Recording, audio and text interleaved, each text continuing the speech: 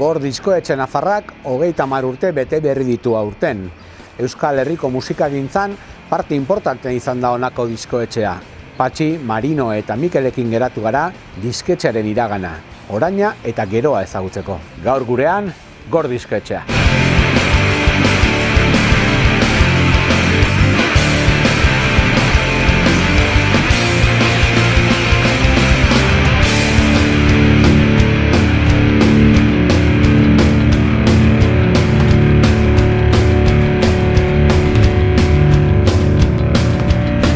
Marino, Gor disketxea sortzen da 1981 urtean, baina aurretik ere, bazenuten esperientzia, hainbat disketxetan lan egindakoak zinatelako, ez?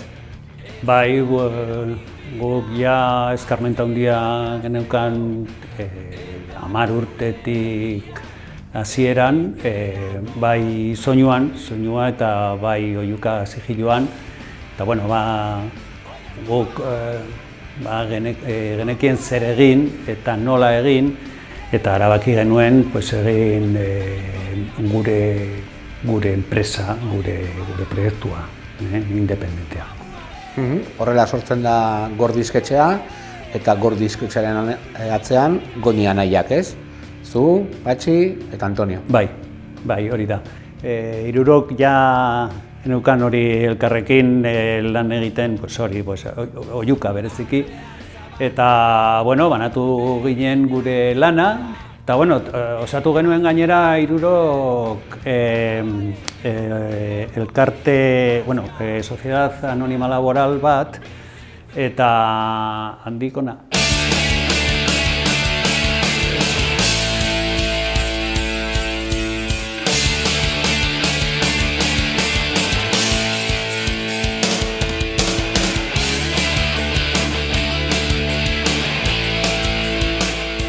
Mikel, 30 urte eta gero, zein da gaur egun Gor diskotxearen funtzioa? Pandemia hasi arte denetarik egiten genuen hemen, distribuzioa, diskoak atera, kontzertuak bilatu, Durangoko azoka prestatu, eta pandemia hasi zenean pixka bat denbora libre gehiago genuen beste gauz batzut egiteko, zeren ez zen hainbeste mugitzen kontzertuan historia eta disko berri bat ateratzea garai horretan oso zaila zen. Probestu dugu biniloaren igoerarekin, binilo zaharroiek berriro reedizioak egiteko, edo igual lehen bakarrik diskoan zegoena, biniloan ateratzea disko horiek, eta hori saiatu gara horiek egiten aurten, ez?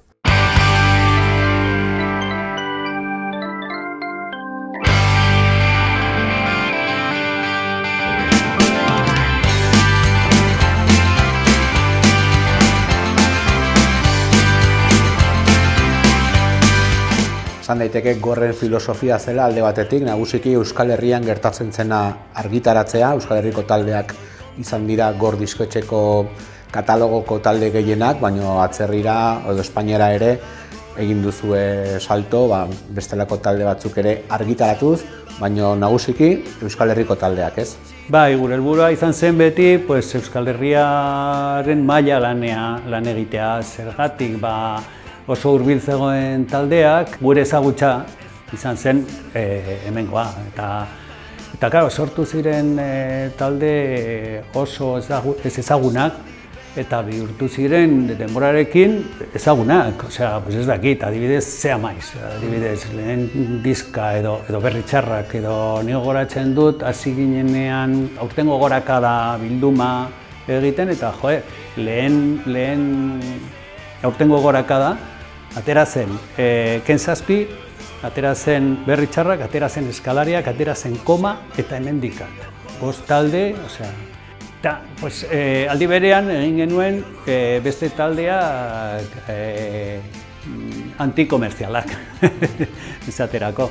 Adibidez, ez dakit, Ost, edo Isopus, edo ez dakit orain. Ekinputreak eta de vientre, adibidez, Madrilgoak.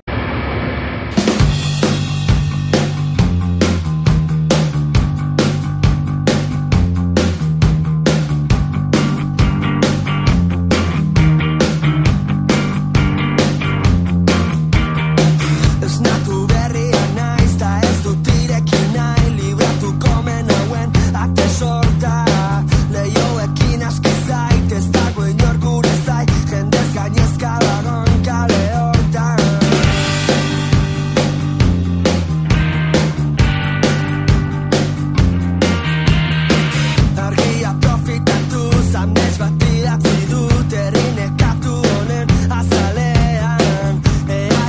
Esan daiteke, Euskal Herrian rockak 80. hamarkadan egin zuela eztanda.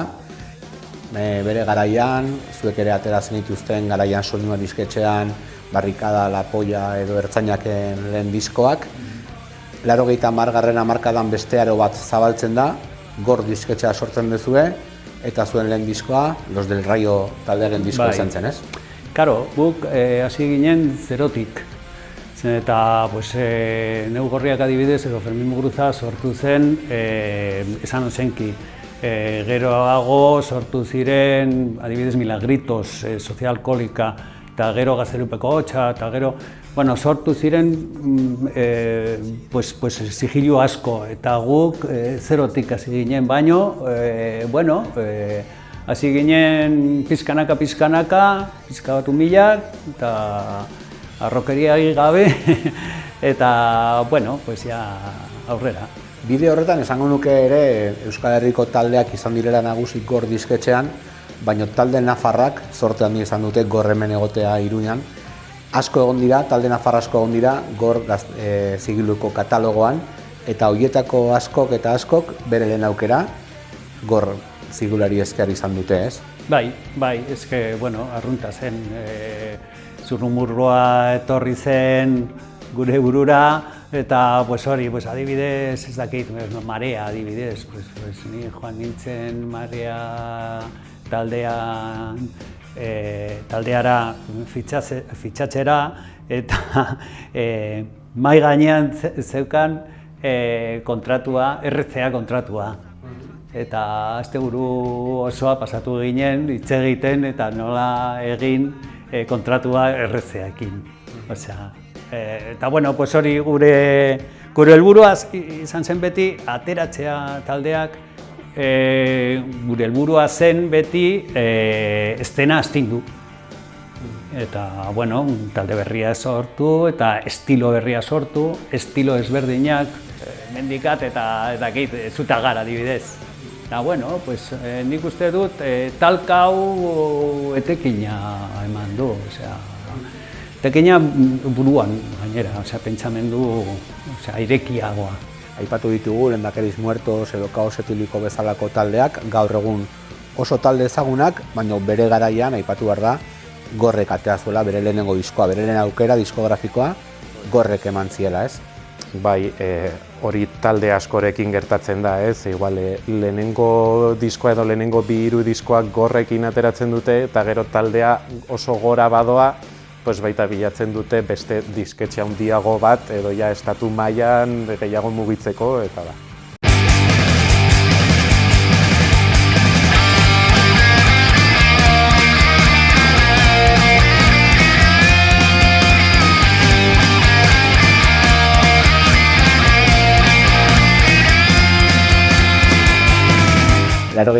Garren hamarkadan, diskoetxeen boom bat egon zen Euskal Herrian, sortu ziren esan ozenki, sortu zen Gaztelupeko Hotxak, Gor zigilua ere, gaur egun dena aldatu den honetan, zein funtzio du Gor bezalako diskografika tradizional batek? Bueno, imprescindibles no somos nadie, ¿no? O sea, no es imprescindible nada más que un tío que cante y otro que escuche, ¿no? Y algo que se cante. Entonces, realmente simplificándolo, eso es lo verdaderamente importante, ¿no? Y que le guste a la persona que lo cante, lo haga bien, y que lo escuche, le guste, ¿no? Pero está claro que todo esto conlleva un perfeccionamiento, una profesionalización, una creación de cierta industria que, igual a veces la palabra es demasiado grande esa palabra para lo que realmente es, ¿no? Digamos que industria pues hay, pero no hay para tanto, ¿no? Entonces a lo que me refiero es que todos esos no han estado siempre ahí, todo ese sector industrial no estaba ahí, antes del 70 no había nada de esas cosas, había 4 cosas.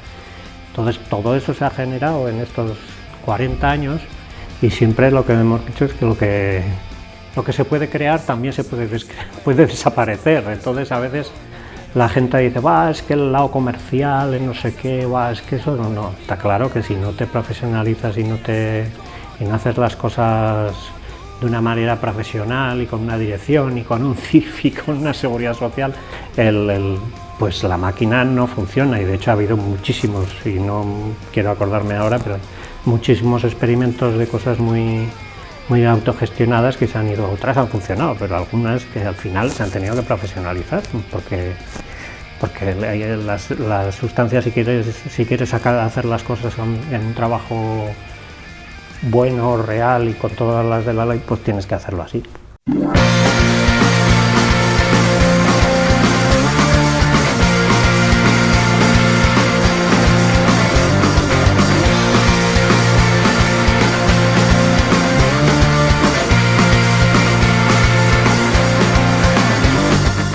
Gaur egun asko aldatu da diskoetxeen mundua eta musika eszena bera, baino ezinbestean esan daiteke 80.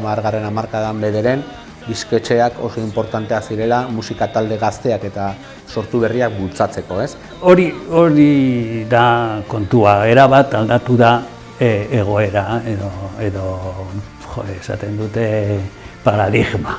Baina ez du nahi erabili hitz hau, baina paradigma aldatu da. Eta zer gertatuko den etorkizunean, pues ez dakigu, auskalo. Inor ez dakigu zer gertatuko den. Igual Amazon dauka musika osoa munduan, pues igual etorkizunean posible izan daiteke, ez da. Eta hori. Baina beti ongo dira zirrikituak, musika talde berriak sortu eta egiteko, ez? Hori beste gauza bat da, eta gainera gertatzen da gauza bat, eta ematen du ez gertatzen ezer garrantzitsua, baina momentu honetan sortzen da talde, primerakoa. Baina hori gertatzen da, eta, bueno, garai bakoitzan bere taldeak ditu, nik beti nago kezkatu, guk beti jende zaharra bereziki pentsatu gaude, beti gure garaian eta sortu ziren talde oso importanteak, oso onak, eta ez, orain eta etorkizunean etorri dira kriston taldea, kriston interpreteak, ziur nago, beti gertatzen nago. Beraz, esan daiteke, disko ezagunek, disko ospetsuek ateratako diruarekin aprobetxatzen zenutela talde berriak bultzatzeko eta ezain komertziala ziren taldei aukera bat emateko, ez? Hori da, oreka bilatu genuen, oreka bat. Eta claro, hori zen, gure helburua beti, gero etorri ziren krisiak, eta ziren krisi bat musika munduan eta bestea krisi orokorrean 2006-2008an, eta hori zen zen posible egin.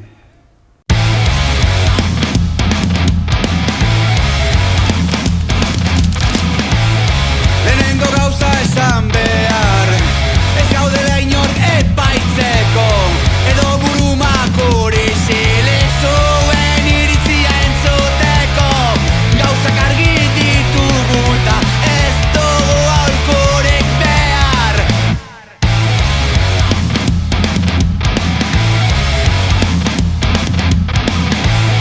Bigarren ez esan behar, egoen lehiak Esan daiteke bide horretan Gor disketxa ausarte izan zela, disko batzuk kaleratzen garaian modan ez zaudenean, esaterako Hemendikat taldearen diskoa ateratzea oso ausarta zen, garaian eszena hori ez zelako batere ezaguna eta ari gutxiago euskeraz, ez?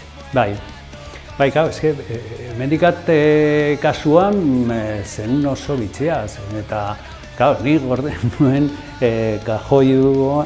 handagoen kajoian, gorde nuen Gau Pasa taldearen maketa, Gau Pasa zen Hemendikat baino lehen. Eta ni beldurra egon nintzen, ateratzeko hau, arriskutsua da, hori Euskal Herria da. Eta pentsatu genuen ateratzeko behar. Eta atera genuen eta arrakasta lortu zuten, bai. Ez hainbeste lehen diska, baita ere, bigarren diska izan zen, kristona. Bideo horretan, rock igual izan da Bizkarrezurra diskoetxearena, baina oso eklektikoa izan da ere diskoetxearen musika jarduna, ez?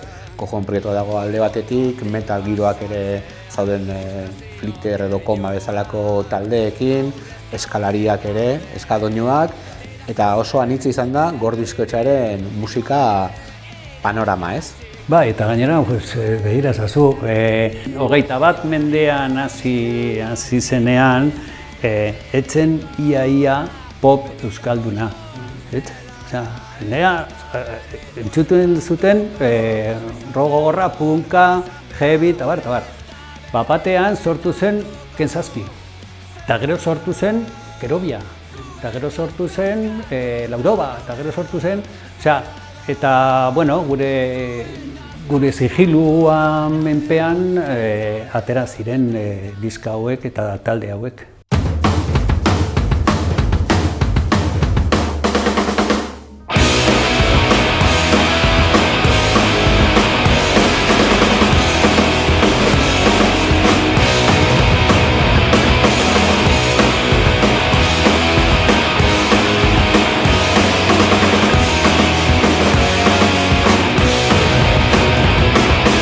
Argi dago Gor diskoetxeak azkeneko 30 urte honetan utzi duen katalogoa dala Euskal Herriko musika eszenaren parte oso importante bat, ez?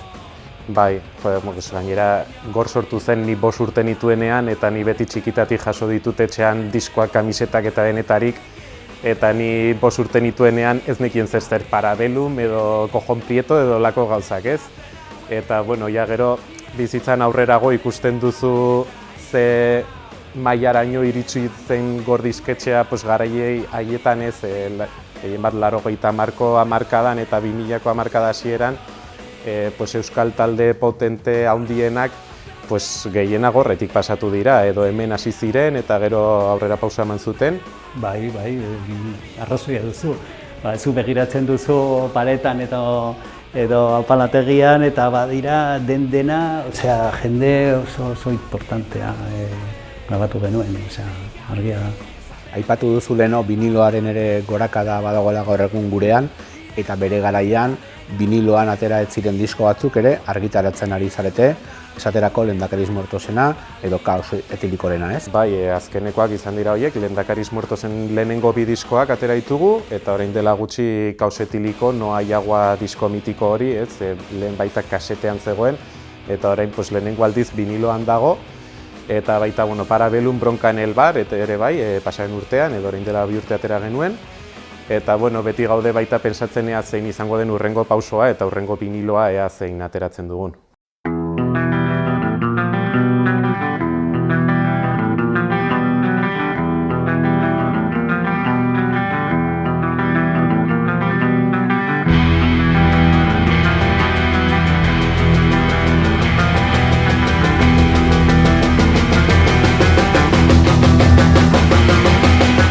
Hauetan guztietan ezagutu duzue musika eszenaren aldaketa, CD-a iritsi zen 80. hamarkadaren hasieran, biniloa kasi desagertu zen, kaseteak ere desagertu ziren, eta gero digitala iritsi zen.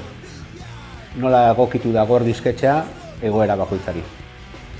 Bueno, pues sí, ha sido todo como una montaña rusa continua, con una época que empezó más suave, aunque siempre agitada, pero las primeras décadas de los 90 e incluso los primeros del siglo XXI, pero pues eso, ya fue un poco un desarrollo más nivelado, donde fuimos un poco haciendo el trabajo con más tranquilidad y conforme íbamos adelantando, pues con más dinero y con más medios y todo era más cómodo, iba entrando más gente a trabajar a Gor y entonces pues era todo un proyecto un poco más definido, hasta que llegó pues el 2007, donde empezó la montaña rusa real, que fue la crisis económica. Bueno, en el 92 también ya me acuerdo que sacamos el primer disco de los Guajolotes, que también fue un poco... El año 92 hubo una crisis total de consumo y nosotros lo único que hacíamos, no parábamos de vender discos de los Guajolotes, o sea que al menos el primero, sobre todo el año que dio la caña a los Guajolotes. Luego en el 2007, ya te digo, ya empieza ya la montaña rusa, para aquí, para allá, y bueno, ya ahí nos vamos licenciando, sacando el doctorado en crisis económica, crisis de consumo y de todo tipo de crisis. Hay que hacer los apaños, que Mari nos habrá contado más de toda esa época, y luego pues al final luego ya vienen pues un poco la recrisis, la rehostia de crisis, que es esta de la pandemia, que ya no podía mejorar ya ni rizar el rizo mejor una historia de estas, ¿no? La verdad es que estamos doctorados en crisis y lo que sabemos es ponernos de perfil para intentar que no nos den muchas hostias los acontecimimientos, ¿no? No sé, pues la verdad es que el momento pues, con de la crisis de la pandemia, pues separarse todo pues es desastroso absolutamente. Lo que pasa es que siempre hay muchísima gente que lo tiene peor que no lo tenemos nosotros, ¿no? Afortunadamente nosotros ya habíamos hecho el cambio al digital y entonces pues el digital se ha revolucionado en cierta manera con la pandemia y bueno, pues digamos que hemos podido salvar los muebles. Segundo erdi baten den aldatzen da Zerotik euneraino laster bidean Ez dago bueltatzerik bide honetan Itzuta ezin bilatu irten bidea Elektroso nire burmuina buruan ez da eginez elektroso Webgunean begiratuta izugarria da Gor diskoetxeak urte hauetan guztietan kaleratu dituzten disko kopurua, baina ere kontutan izan behar da azken urte hauetan ere, merkatu ez dagoenan horren errex, disko berriak atera dira, proposamen berrienak gainera, eta zein izan dira azken garaian Gorren atera diren diskoak. Pues azken urte hauetan, pues esan dezakegu adibidez Nahiak Nahi, Unidad Alavesa, Xabi Bandini, Adar, eta baita bilduma batzuk atera ditugu azken urte hauetan, adibidez Urtz eta Hemendikaten bildumak, eta probestu dugu egiteko orain dela 15 urte inguru bezala Leiotikan eta Berritxarraken bildumak atera genituenean, zalei galdetzen diegu ze abestik dituen gogokoen eta horiek probestu ditugu disko bilduma horietan sartzeko.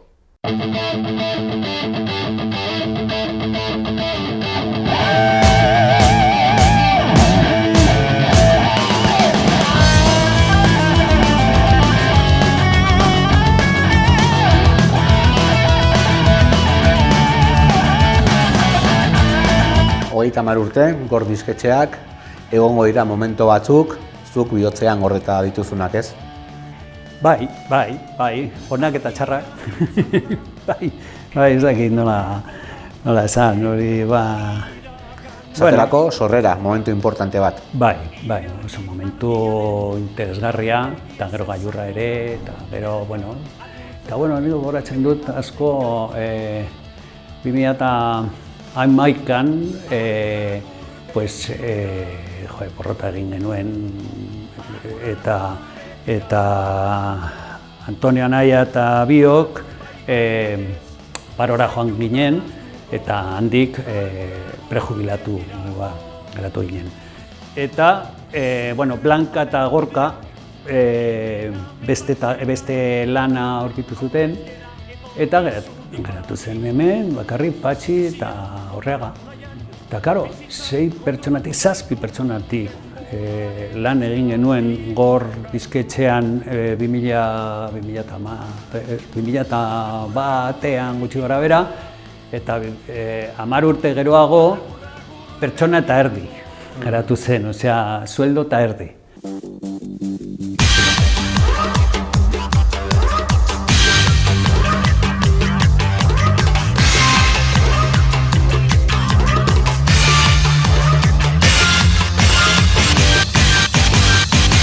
Azkeneko galdera bezala, 30 urte eta aurrera begira, zer? Aurrera begira ez dakigu. Gustatuko nuke esatea zerbait potoloa, baina ez dakit, benetan ez dakit. Ni ez naiz zaztia.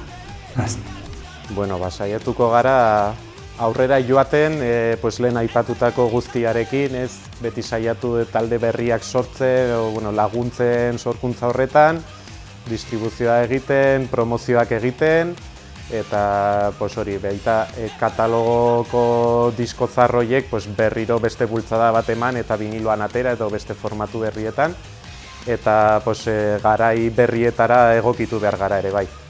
Ondararekin geratzen gara, urte hauetan guztiarekin egindako lan handi horrekin, eta urte askotarako gor. Bai, espero dugu baiet. Eskerrik asko, Koldo. Ez dira